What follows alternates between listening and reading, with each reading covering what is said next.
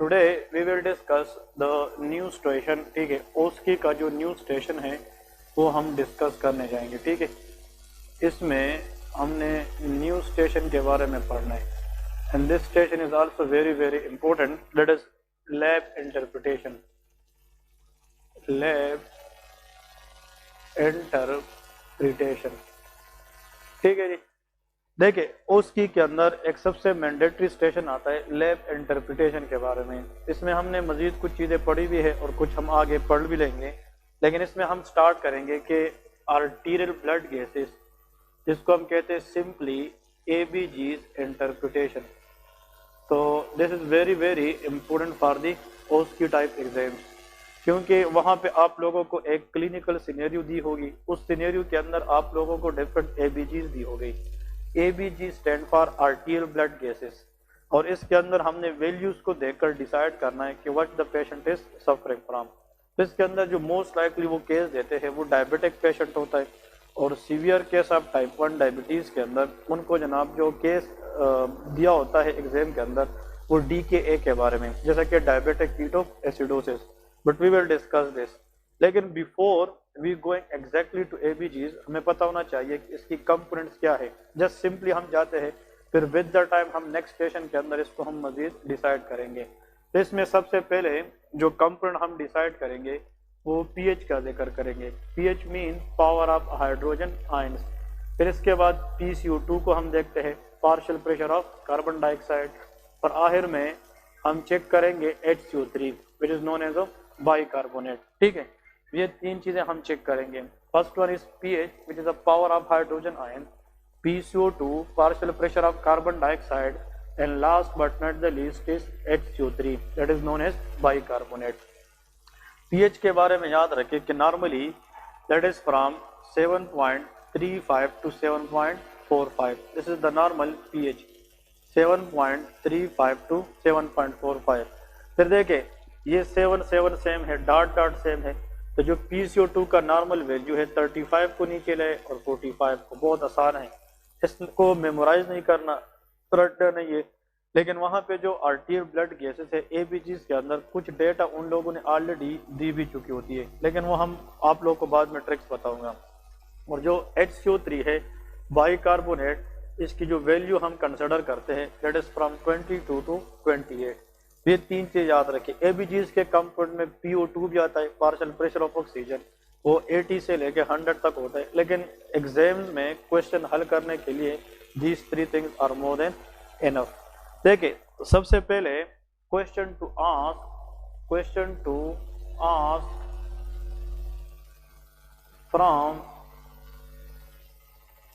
From yourself, अपने आप से हमने कुछ क्वेश्चन करने हैं। ठीक है, क्वेश्चन आस्क फ्रॉम योरसेल्फ, मतलब जो गिवन डेटा है एबीजीज है, इसके अंदर हमने सबसे पहले ये चीजें देखनी है कि क्वेश्चन हमने पूछना है कि आया जो हमें गिवन डेटा दिया है तो आया ये एसिडोसिस है या अल्कलोसिस है। अब मैं आप लोगों को स्टेप बाय स्टेप बताऊंगा कि एसिडोसिस और अल्कलोसिस का मतलब क्या है। अल्कालोसिस, ठीक है, तो पहले स्टेप के अंदर हमने ये देखना है कि आया गिवन डेटा इज एसिडोसिस और अल्कलोसिस। नेक्स्ट फिर हमने ये देखना है कि it is respiratory issue, respiratory और मेटाबॉलिक, ये रेस्पिरेटरी इशू है या मेटाबॉलिक इशू है, तो हमने नेक्स्ट ये भी देखना है। और नेक्स्ट लास्ट चीज हमने ये देखनी है कि इट इज पार्शियल कंपनसेशन, या हमने ये देखना है कि कंपनसेटेड और अनकंपनसेटेड।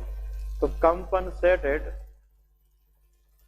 और अनकंपनसेटेड, तो ये भी हमने देखना है। ठीक है, अनकंपनसेटेड, ठीक है, ये तीन चीजें बहुत इंपॉर्टेंट हैं। तो अगर आप लोग इस तरीके से जाएंगे, every examiner will be happy while you are solving the question in OSCE exams, क्योंकि ये तीन स्टेप्स है, इन तीन स्टेप्स को हम बाईपास नहीं कर सकते। इन तीनों स्टेप्स की मदद से ही हम जाकर एग्जाम्स के अंदर जो क्वेश्चन है उसको हल कर सकेंगे। पहला क्वेश्चन अपने आप से ये करना है कि यार जो गिवन डेटा दिया है एबीजीज के अंदर एग्जामिनर ने, आया उसमें एसिडोसिस है कि अल्कलोसिस है, फिर रेस्पिरेटरी है या मेटाबॉलिक इशू है, और अगर फिर हमने ये भी मालूम कर लिया तो बाद में ये देखना है कि जो गिवन डेटा है ये कंपनसेटेड केस है कि अनकंपनसेटेड है। इन तीनों का मतलब क्या है वो अभी हम वन बाय वन पढ़ेंगे। देखिए, इसको सॉल्व करने के और हल करने के कुछ तरीके हैं। फॉर एग्जांपल स्टेप 1 पे हम जाएंगे। स्टेप 1, तो स्टेप 1 के अंदर हमने ये क्या मालूम करना है कि आइदर इट इज एसिडोसिस और अल्कलोसिस। इसके लिए हमने क्या करना है, we should focus on pH value. इसका मतलब ये है कि जब भी एग्जामिनर कोई वैल्यू आप लोगों को दे दे एबीजीज हल करने के लिए, तो हमने सबसे इनिशियली जो फोकस करना है वो पीएच पे करना है। तो यहाँ पे देखें पीएच का नॉर्मल वैल्यू हर एक को पता है कि for example that is pH is equal to, pH का हमें वैल्यू पता है कि ये 7.35 से लेके 7.45 तक है। ठीक है, ये हमें गिवन पता है। अब अगर फॉर एग्जांपल गिवन वैल्यू दी है और उसमें पीएच की वैल्यू लेस देन आ जाए, इसका मतलब ये है कि less than 7.35। If pH value is less than 7.35, we will say that the given data is called acidosis। इसको हम एसिडोसिस कहते हैं क्योंकि किसी भी आर्टियल ब्लड गैसेस के अंदर अगर गिवन pH की वैल्यू लेस देन 7.35 आ जाए तो उसको हम क्या कहेंगे, एसिडोसिस। लेकिन if the pH value is more than 7.45 then it will be referred as or it should be known as alkalosis। इसको हम क्या कहेंगे, अल्कलोसिस कहते हैं। देखिए कितना सिंपल है। आप लोगों को आखिर में एक ट्रिक बताऊंगा, इंशाल्लाह विद इन 3 to 4 मिनट आप लोग एबीजीज को हल कर सकेंगे। लेकिन first of all we should know the way and we should know the method how to approach solving the ABGs. तो ये वाला जो पार्ट है ये हमने अभी कर लिया है। इसमें आप लोग को ये पता चल गया कि भाई अगर गिवन डेटा में पेशेंट फॉर एग्जांपल अगर एक हिस्ट्री है, क्या patient brought to the emergency with this history, और बाद में जनाब पेशेंट के सामने उन लोगों ने कुछ भी दिया हो लेकिन उसने लिखा है कि ABGs was done, arterial blood gases shows pH is 7.21, तो pH is 7.2 और 7.35 से कम है, that should be acidosis। लेकिन अगर वो 7.45 से ज्यादा आ जाए that should be अल्कलोसिस, वो फिर अल्कलोसिस है। ठीक है, इसके बाद हमारा नेक्स्ट स्टेप या नेक्स्ट जो टारगेट है हमारे पास वो ये है कि आया प्रॉब्लम रेस्पिरेटरी है और मेटाबॉलिक। तो हमने अभी ये देखना है, स्टेप 2 के अंदर हमने ये चीज देखनी है कि the problem is either metabolic और रेस्पिरेटरी। तो यहाँ पे लेके स्टेप 2, स्टेप 2 के अंदर हमने अभी मजीद 2 चीजें करनी है। इसमें लिखना है कि फॉर एग्जांपल देखें ये एक equation, remember this Henderson equation, ये इक्वेशन आप लोगों को याद रखनी है कि pH is equal to bicarbonate bicarb divided by PCO2। ठीक है, PCO2 and partial pressure of carbon dioxide is acidic gas, ये लिपिड सॉल्युबल है तो this act is acid, acidic gas है। ठीक है जी, अब देखिए बहुत आसान है। अगर फॉर एग्जांपल हम बाइकार्बोनेट की एसोसिएशन पीएच के साथ देखें तो देखिए pH is directly proportional to bicarbonate. इसका मतलब जो पीएच का एसोसिएशन है बाइकार्ब के साथ वो क्या है, वो डायरेक्ट है। लेकिन अगर हम पीएच को एसोसिएट करें PCO2 के साथ तो दैट शुड बी इनवर्स, ये इनवर्स रिलेशन में है। इसका मतलब ये है कि अगर हमें गिवन डेटा दी गई है बाइकार्बोनेट की, फॉर एग्जांपल बाइकार्ब है, अगर इसकी वजह से पीएच डिस्टर्ब हो गई है तो अगर पीएच इंक्रीज है तो इसका वैल्यू भी इंक्रीज होना चाहिए। इसका वजह यह है कि मीन कि bicarbonate directly proportional to the power of hydrogen ion.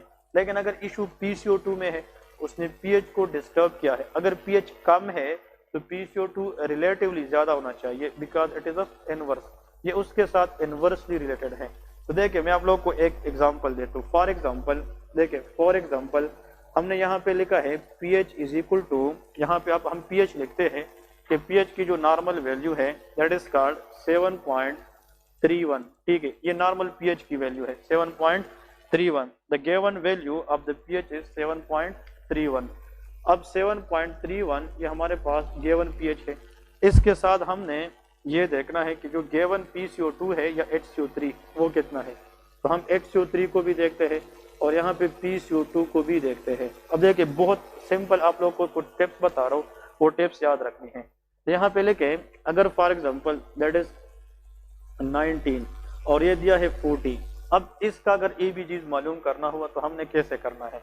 देखिए एग्जाम में कभी भी कंफ्यूज ना होना और एग्जाम के अंदर कभी स्ट्रेस ना लेना, ये बहुत आसान है। बस आप लोगों को माइंड गेम है सबसे पहले आप लोगों को मैंने तरीकेकार बताया है कि जब हम एबीजीज या आर्टियल ब्लड गैसेस को हल करते हैं तो we should focus on the value of pH, power of hydrogen ion. अब यहाँ पे जो गिवन पीएच है वो 7.31 है, तो इट्स इंक्रीज और डिक्रीज। शाबाश। फिर क्विकली आप लोग रिमाइंड करें यार 7.35 से लेके 7.45 this is the normal range of pH, लेकिन यहाँ पे गिवन पीएच जो है वो 7.31 है, तो ये नॉर्मल से क्या है, कम है, डिक्रीज है। तो for me this case is acidosis. हमें इतना पता चल गया कि भाई जो गिवन केस है वो एसिडोसिस है। एसिडोसिस का मतलब ये है कि पीएच की जो वैल्यू है वो 7.35 से बहुत कम है। फिर नेक्स्ट टारगेट स्टेप 2 हम कर रहे हैं कि हमने ये देखना है कि आया ये जो इशू है ये रिस्पायरेटरी है और मेटाबॉलिक। अगर पीएच को डिस्टर्ब किया गया है HCO3 ने तो दैट शुड बी मेटाबॉलिक। मैं यहाँ पे सिर्फ सिंपली लिखता हूँ फॉर इजीनेस के metabolic issues are related with the PCO HCO3। लेकिन अगर पीएच को डिस्टर्ब किया गया है किस चीज की वजह से, PCO2, वो इशू हम क्या कंसिडर करेंगे, रिस्पायरेटरी कंसिडर करेंगे। तो देखिए बहुत आसान मिसाल है, आसान क्वेश्चन है कि आप लोगों ने याद रखना है। यहाँ पे एसिडोसिस है। अब जल्दी देखें कि HCO3 की वैल्यू नॉर्मल ये 22 से 26 तक आनी, 28 तक आनी चाहिए, लेकिन ये 18 है, तो ये नॉर्मल से कम है। इसका मतलब अगर ये कम है, फॉर एग्जाम्पल ये डायरेक्टली प्रोपोर्शनल, तो पीएच भी क्या होना चाहिए, कम होना चाहिए। इसका मतलब पीएच डिस्टर्ब किया गया है HCO3 ने। अब PCO2 इसकी जो गिवन वैल्यू है दैट इज अ नॉर्मल, क्योंकि 35 से लेके 45 तक ये नॉर्मल है।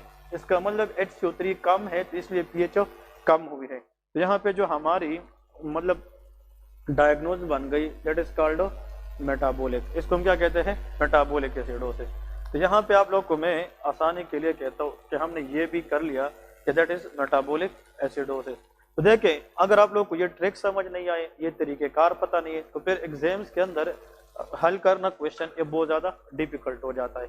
मैं यहाँ पे एक और भी आप लोग को एक और एग्जांपल दे रहा हूँ इसके साथ ही रिलेटेड कि वो भी आप लोग करें और इसको क्लियर कर सके।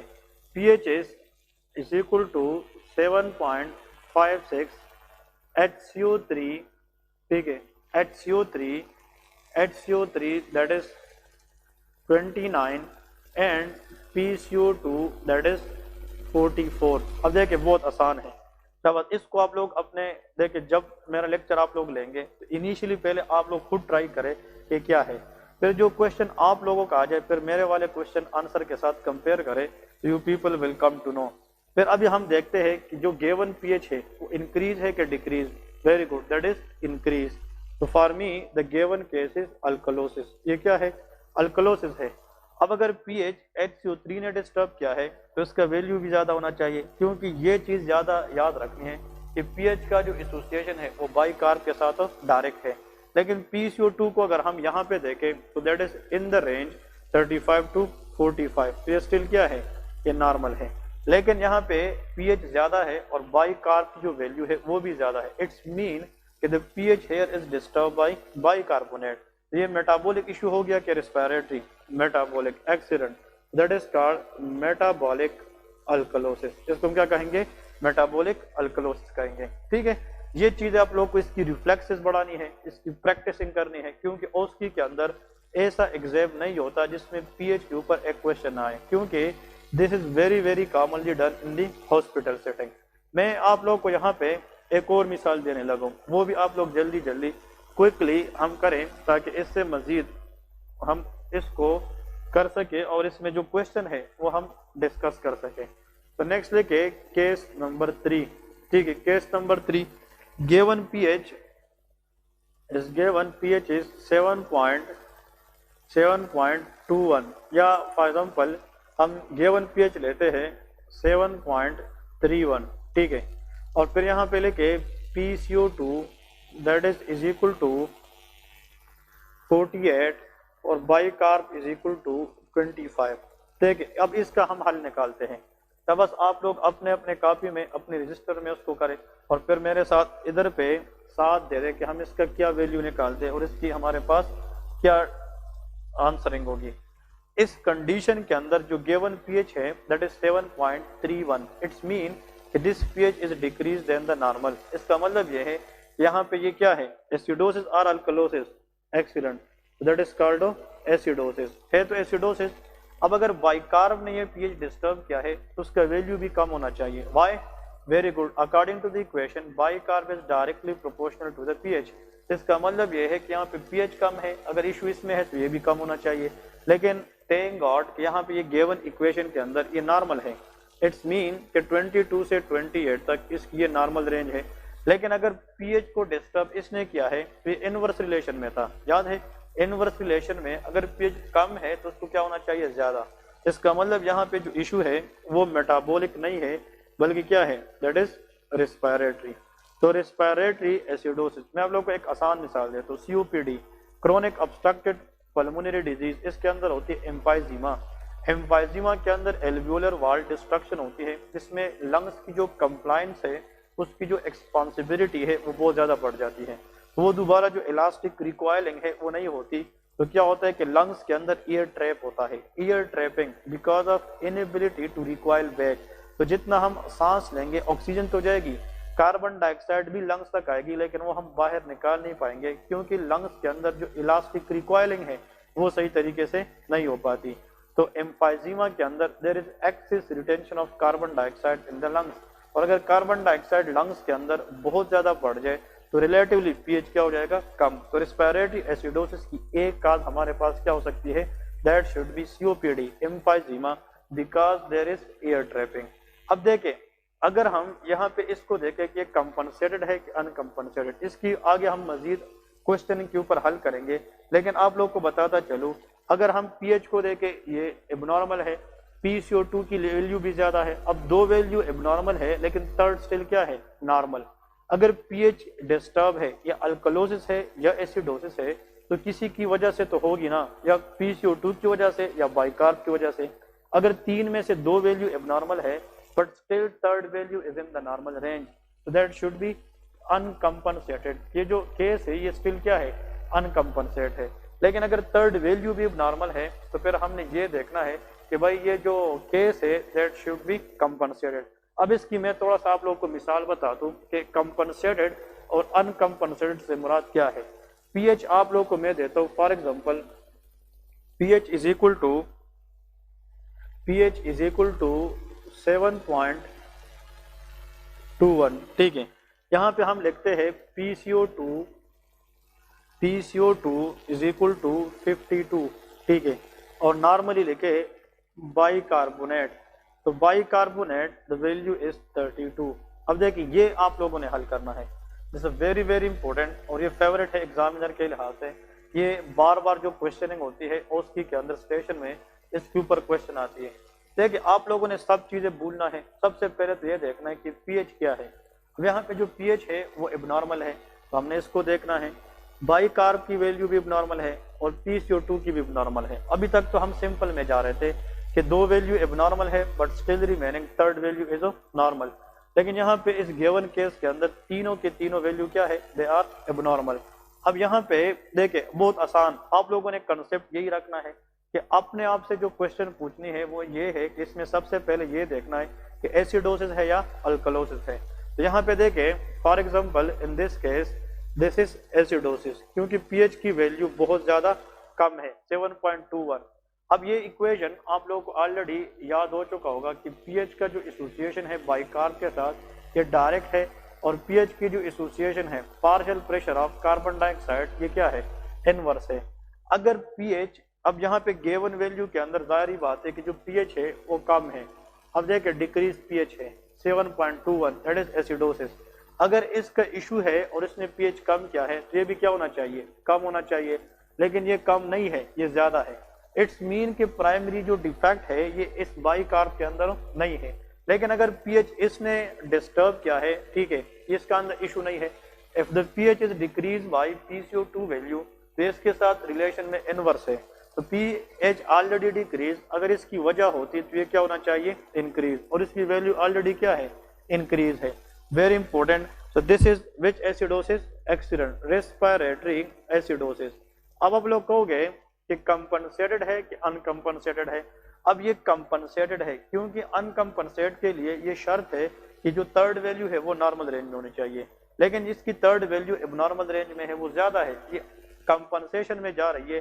अब क्या है कि जो पीएच है वो कम है और इसका हमने क्या करना है कि लंग्स ने कोशिश करनी है, कंपनसेट करनी है कि भाई वो पीएच को किसी न किसी तरीके से जो उसने डिस्टर्ब किया है तो किडनी उसको एलिवेट करे, क्योंकि बाई कार्ब की जो रेगुलेशन है वो किडनी से होती है। PCO2 deal with the lungs, इसका मतलब ये है कि पीएच को डिस्टर्ब किया है इस PCO2 ने। प्राइमरी प्रॉब्लम इज रेस्पिरेटरी, लेकिन एसिडोसिस है, पीएच कम है लेकिन हमारी बॉडी की कोशिश ये है कि इसको बढ़ाए। तो पीएच बढ़ाने का एक तरीका यह है कि हम बाइकार्ब को ज्यादा करें, और बाइकार्ब जितना ज्यादा होगा तो पीएच भी ज्यादा होगा, वो लो से किधर जाएगा, हाई की तरफ जाएगा। तो यहाँ पे लिखे कि respiratory acidosis with renal compensation. लेकिन फिर रीनल कंपनसेशन में चले ओस्की के अंदर इतना डिटेल तो नहीं आता, फिर भी अगर आ जाए कि FCPS पार्ट 1 के अंदर बहुत आता है कि फिर कंपनसेशन तो है लेकिन ये फुल कंपनसेशन है कि पार्शियल कंपनसेशन है। तो अब फुल और पार्शियल में ये है कि kidney is compensating to increase the pH by increasing bicarb, लेकिन स्टिल पीएच इज एबनॉर्मल। तो इसका मतलब ये पार्शियल कंपनसेशन है।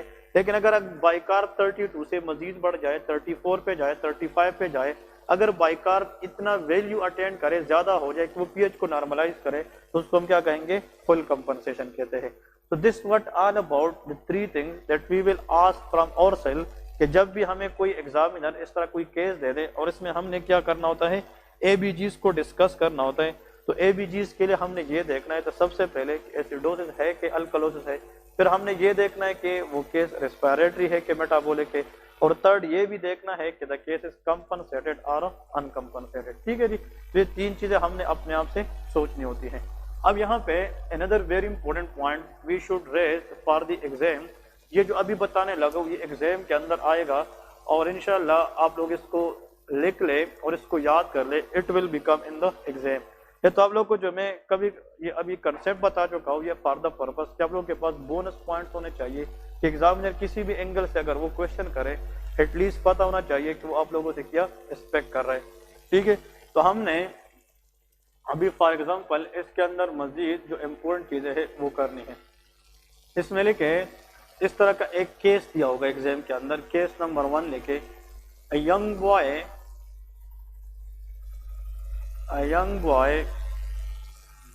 is brought to the emergency with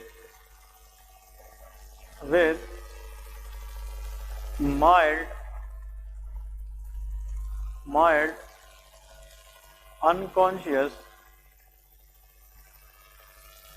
unconsciousness state या मेंटल कंफ्यूजन लेके, mental confusion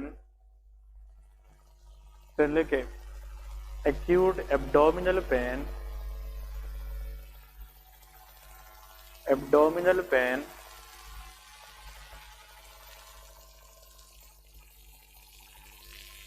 खुशमाल breathing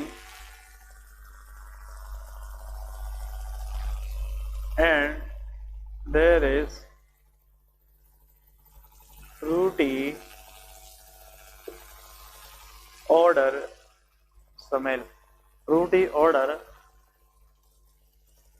smell, emergency investigation done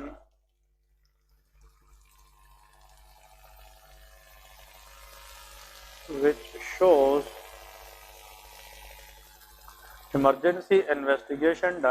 shows glucose increase, severe hyperglycemia, ठीक है, hyperglycemia and ABGs pH is 7.21, bicarb 16, PCO2 that is 43। ठीक है, most likely अब यहाँ पे आप लोगों से कुछ क्वेश्चन करेंगे। मोस्ट लाइकली हमने यहाँ पे प्रोविजनल डायग्नोसिस या डायग्नोसिस बतानी है। ठीक है, नंबर 2, इसकी हमने एबीजीज इंटरप्रिटेशन बतानी है। एबीजीज इंटरप्रिटेशन, ठीक है, एबीजीज इंटरप्रिटेशन। और इसके बाद मैनेजमेंट करनी है कि इसको हम मैनेज कैसे करेंगे। तो what is the management of the given patient. तो जब भी इस तरह का केस आता है, क्योंकि लास्ट टाइम भी ओस्की के अंदर यही केस आया है, and this was one of the mandatory station case. मतलब ये है कि लास्ट टाइम कुछ लोगों को फेल किया गया था बिकॉज ऑफ मैंडेटरी स्टेशन। इसके अंदर मैंडेटरी स्टेशन में for us one of the cases ABGs, और एबीजीज के अंदर यही केस बहुत ज़्यादातर वो एग्जाम में पूछते हैं। इसमें यंग बॉय है brought to the emergency with mild state of unconsciousness. देखिए, माइल्ड स्टेट ऑफ अनकॉन्शियसनेस, जहाँ पे जो 1 नंबर है ये हमें बता रही है कि देयर इज डिलीरियम स्टेट, के बंदे के अंदर क्या है, पेशेंट में डिलीरियम है, मतलब कंफ्यूजन है। फिर इसके साथ there is complaint known as acute abdominal pain. तो यहाँ पे लेके एब्डोमिनल पेन, एब्डोमिनल पेन, और जब वो ब्रीथ करता है तो उसमें फ्रूटी ऑर्डर स्मेल है, that is called Kussmaul breathing. Kussmaul breathing तब होती है कि फ्रूटी ऑर्डर स्मेल तब होता है when there is ketone bodies formation. ये 3 वर्ड आप लोगों ने याद रखने हैं, हमने यहाँ से 3 वर्ड याद रखने हैं, ठीक है। तो 3 वर्ड से यहाँ पे आप लोगों ने ये चीजें याद रखनी है, इसमें डी आता है, इसमें के आता है और ए। ये 3 चीज जब भी यंग बंदे के अंदर आ जाए, we will think about this is D K A, diabetic keto acidosis, ठीक है जी। यहाँ पे जो डायग्नोसिस है for us that is D K A, diabetic keto acidosis. ये तो बहुत आसान है और ये आप लोगों को एटलीस्ट पता भी चल गया होगा कि डायबिटिक कीटो एसिडोसिस या डी के ए को हम कैसे डिफरेंशिएट करते हैं। अब देखें, D K A is the most common complication in case of what, that is type 1 diabetes. तो डी के ए के अंदर जितने भी जनाब हमारे पास पेशेंट आते हैं वो एक्चुअली इसके अंदर टाइप 1 डायबिटीज पेशेंट में कॉम्प्लिकेशन के तौर पे आते हैं। उसमें कुशमल ब्रीदिंग, इसमें there is abdominal pain and mental status changes, ये 3 चीजें होगी। अब आते हैं इसकी एबीजीज इंटरप्रिटेशन में। तो एबीजीज के अंदर जल्दी लिखे इसका जो पीएच है दैट इज 7.21।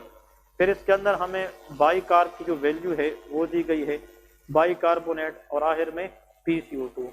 तो इसको हमने डिस्कस करना है। तो यहाँ पे जो बाई कार्ब है दैट इज 16, PCO2 इज 43। तो वही सेम इक्वेशन है, इक्वेशन आप लोगों ने याद रखनी है। pH is directly proportional to that is HCO3 but pH is inversely proportional to PCO2, ठीक है। ये इक्वेशन आप लोगों को पहले से पता है। अगर यहाँ पे जो pH है वो डिस्टर्ब, अब pH यहाँ पे नॉर्मल हो नहीं है, 7.21 मीन कि pH कम है 7.35 से, for us the case is acidosis. ये क्या है, एसिडोसिस है। अब मेन पॉइंट ये है कि अब pH को डिस्टर्ब किसने किया गया है। If this pH is disturb by bicarb तो उसका वैल्यू कम होना चाहिए, और बाइकार्ब की लोवेस्ट वैल्यू 22 है, लेकिन गिवन एग्जाम के क्वेश्चन में आप लोग को 18 दिया जाता है, 14 दिया जा सकता है, 16 दिया जा सकता है। यहाँ पे बाइकार्ब की जो वैल्यू है दैट इज डिक्रीज, लेकिन जो PCO2 है दैट इज स्टिल नॉर्मल। यहाँ पे जो इनिशियल pH को डिस्टर्ब किया गया है वो किसकी वैल्यू ने किया है, बाइकार्ब। और any pH is disturb by carb that should B metabolic issue. तो DKA डायबिटिक कीटो एसिडोसिस, इसके अंदर जो एबीजीज इंटरप्रिटेशन है that is called metabolic acidosis. अब इसमें जो PCO2 है थर्ड वैल्यू है वो स्टिल नॉर्मल रेंज में है, क्योंकि PCO2 की जो रेंज है वो 35 से लेके 45 तक है, वो नॉर्मल रेंज में है। इट्स मीन कि still it is normal, so it is not compensated, so that is uncompensated. इसकी जो मैनेजमेंट है, हम इसमें सबसे पहले IV फ्लूइड देते हैं ताकि पेशेंट को डिहाइड्रेट करने से बचाएं।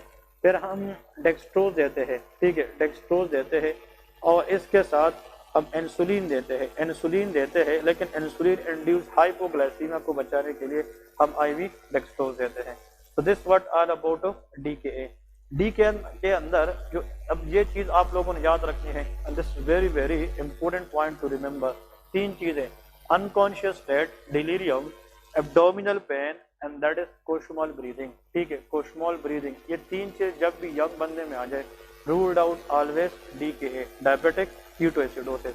इसके अंदर 2-3 पॉइंट याद रखें। जो DKA है that is the most common complication of type 1 diabetes. ये किसकी होती है? Type 1 diabetes. क्योंकि क्या होता है कि जो टाइप 1 है इसके अंदर जेनेटिक्स का इशू हो सकता है, यंगर एजेस को भी अफेक्ट कर सकती है। तो यहाँ पे लिखे जो DKA है diabetic ketoacidosis, it is the complication of DM1 diabetes type 1, ये इसकी कॉम्प्लिकेशन है। यहाँ पे दो चीजें आप लोगों ने याद रखनी है। देखें, नॉर्मली ये फिजियोलॉजी याद रखनी चाहिए फॉर दी वाइवा। जो नॉर्मली इंसुलिन है, insulin it is the hormone which regulate blood sugar level and it is come from the beta cells of pancreas. Insulin का जो नॉर्मल काम है दैट इज लाइपोजेनेसिस। ये क्या है? लाइपोजेनेसिस। क्योंकि insulin act as anabolic hormone. इसका मतलब ये है कि इंसुलिन का काम लिपिड बनाना है। लेकिन क्या होता है, but in DM1 diabetes mellitus type 1 there is no या इनसफिशिएंट इंसुलिन। इंसुलिन नहीं होता। When there is no insulin, there will be no lipogenesis. तो लाइपोजेनेसिस की बजाय there will be lipolysis. Please ये चीज आप लोग थोड़ा सा यहाँ पे ध्यान दे दें कि फिजियोलॉजिकली इंसुलिन का काम यह है कि ये लिपिड को बनाता है, मतलब ये लाइपोजेनेसिस करता है, प्रोटियोजेनेसिस करता है। तो insulin act as anabolic hormone. लेकिन DM1 के अंदर, डायबिटीज टाइप 1 के अंदर इंसुलिन नहीं होता, तो उसमें लिपिड सिंथेसिस की बजाय लिपिड की क्या होती है? लाइसिस। तो देयर विल बी लाइपोलाइसिस। और जब लिपिड की लाइसिस होगी तो there will be formation of free fatty acid. क्या बनेगी? Free fatty acid. और ये फ्री फैटी एसिड ये बॉडी के अंदर लीवर में जाती है, कन्वर्टेड इनटू एसिटाइल CoA। ये क्या बनाती है? Acetyl CoA। सिर्फ for the sake of viva question remember, acetyl CoA is a 2 carbon compound. ये क्या होता है? 2 कार्बन कंपाउंड। और यही एसिटाइल CoA फिर जाकर लीवर के अंदर, विद इन द लीवर, ये कन्वर्ट हो जाती है कीटोन बॉडीज फॉर्मेशन में। इसमें ketone bodies formation by the help of HMG CoA synthase. ठीक है, ये कीटोन बॉडीज बनाती है। कीटोन बॉडीज फिर हमारे पास 3 होती है, ये भी एग्जाम में आता है। नंबर 1 एसीटोएसीटेट, ये सबसे पहले बनेगी, ये प्राइमरी कीटोन है। फिर इसके बाद है बीटा हाइड्रोक्सी ब्यूटारेट। ठीक है, beta hydroxy butyrate and the third is called acetone. ठीक है, ये 3 कीटोन बॉडीज हैं। और जहाँ पे कीटोन बॉडीज होती है वो एनवायरनमेंट को एसिडिक बनाती है। तो the patient was diabetes leading to ketone body formation which lead to acidosis. इसके the patient condition is called DKA। अब इसमें अगर एग्जाम के अंदर क्वेश्चन आ जाए कि प्राइमरी कीटोन बॉडी, मतलब वो कीटोन बॉडी जो इन तीनों में से सबसे अर्ली बनती है, एसीटोएसीटेट है। और वो कीटोन बॉडी जो हम प्राइमरी से डिराइव कर सकते हैं वो बीटा हाइड्रोक्सी ब्यूटारेट है और एसीटोन है। तो ये सेकेंडरी कीटोन बॉडीज है। और सबसे lightest ketone body that is acetone. इसलिए ये ब्रेथ के अंदर जाती है and it can give rise to fruity odour smell. ये फ्रूटी ऑर्डर स्मेल देती है। अब यहाँ पे एग्जाम में एक और क्वेश्चन आ सकता है कि कैलकुलेट, या इसमें लेके नेक्स्ट आप लोग को ये क्वेश्चन आ सकता है, for me important one, calculate anion gap in DKA। DKA patient के अंदर अनाइन गैप क्या होता है, इसको कैलकुलेट करें। तो फार्मूले क्या कहता है? फार्मूले के मुताबिक जो अनाइन गैप है, anion gap is equal to measures of cation, मतलब इसके अंदर जो आता है दैट इज सोडियम। ठीक है, Na plus minus HCO3 plus chloride. ठीक है, A9. Those electrolyte which is negatively charged they are called anion and those are positively charged is called cation। ये फार्मूला याद रखना है एनाइन गैप की।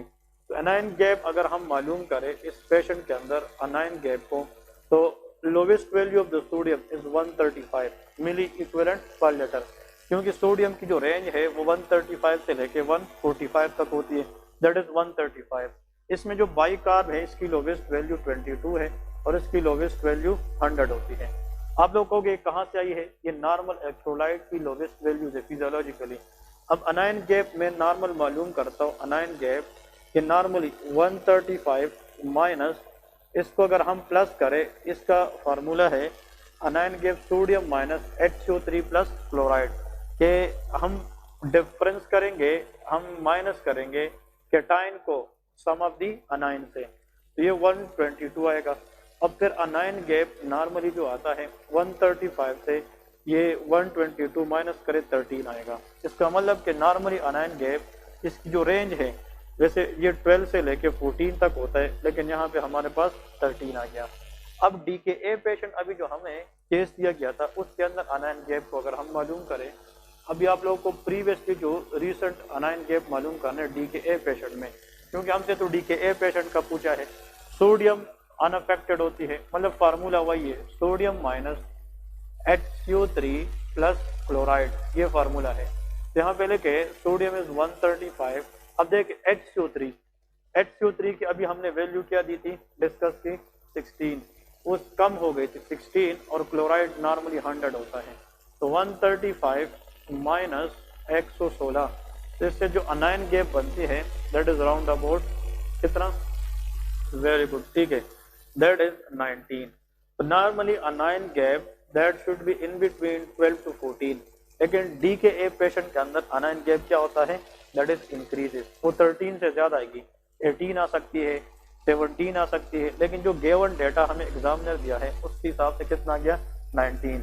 और जब भी अनाइन गैप ज्यादा होगा इट शोज, ठीक है, इट शोज एसिडोसिस, ये हमें क्या बताती है, एसिडोसिस।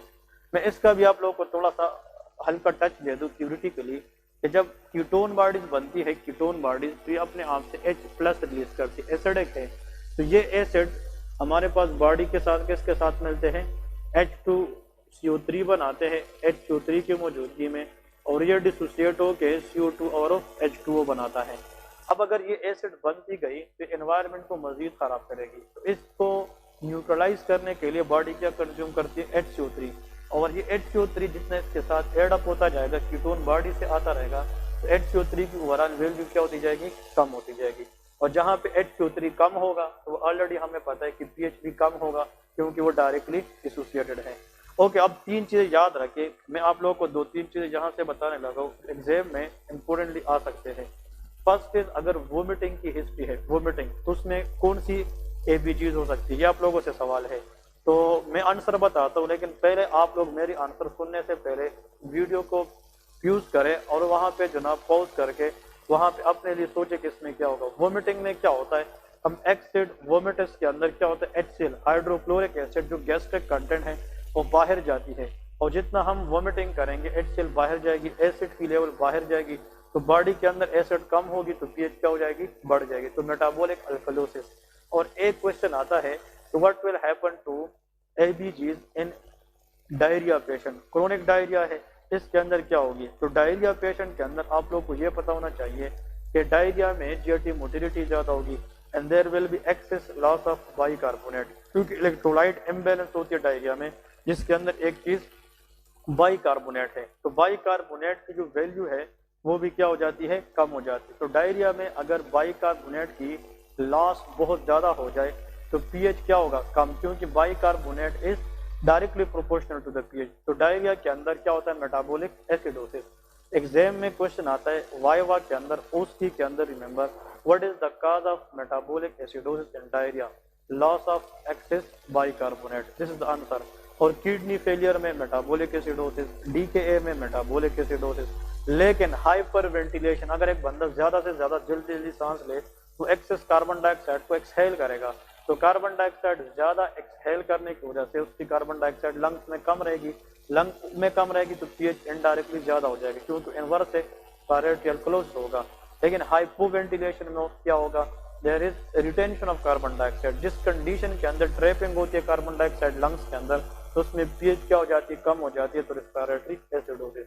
तो हम लोग थ्योरी से थोड़ा सा जाकर बस 3 चीजें याद रखें कि अब जिस तरह एस्पिरिन पॉइजनिंग है तो इसमें respiratory alkalosis followed by metabolic acidosis होता है, ठीक है, क्योंकि aspirin initially can cause hyperventilation, फिर बाद में हाइपोक्सिया कराते हैं। तो एस्पिरिन पॉइजनिंग या सैलिसाइलेट पॉइजनिंग के अंदर याद रखें respiratory alkalosis followed by metabolic acidosis. But for me, DKA is the most important fermentatory station, and this what was we should know for the ABG's interpretation. आप लोग को मैंने सबसे सिंपल बता दा, ठीक है, विद द टाइम हमने बहुत सी चीजें करनी है, आगे एग्जामिनेशन करनी है, गायनी की स्टेशन करनी है, मैंडेटरी स्टेशन जो लास्ट टाइम लोग फेल कर चुके थे इंशाल्लाह वो भी हम रिकवर कर लेंगे। तो विद द टाइम ये सेशन चलता जाएगा 20th तक, एग्जाम्स के दिन तक चलेगा। लेकिन आप लोगों ने डेली बेसिस पे आप लोगों को जितने लेक्चर मिलेंगे उसको आप लोगों ने कोप अप करके उस पर प्रैक्टिस करनी है और इंशाल्लाह आप सारे पास हो जाएंगे। ठीक है, चलिए अल्लाह हाफ़िज़।